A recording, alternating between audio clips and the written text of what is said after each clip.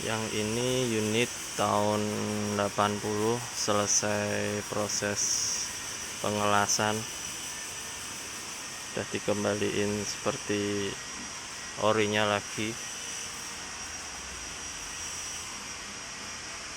Talangnya udah kita ganti baru, kita bikinin.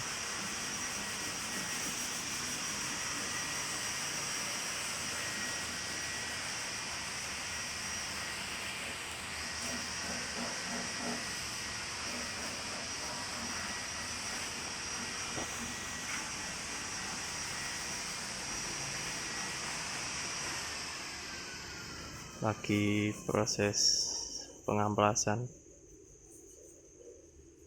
dinding bagian bawah pintu, apron bawah ganti plat full karena yang lawas udah ropos semua. Pinggang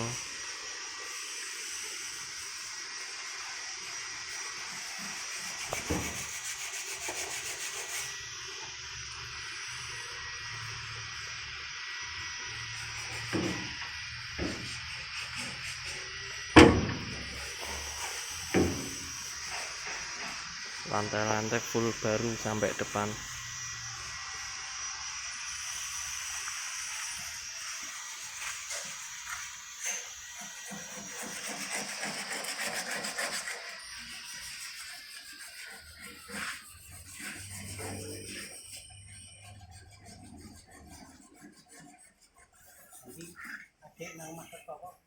Ayo.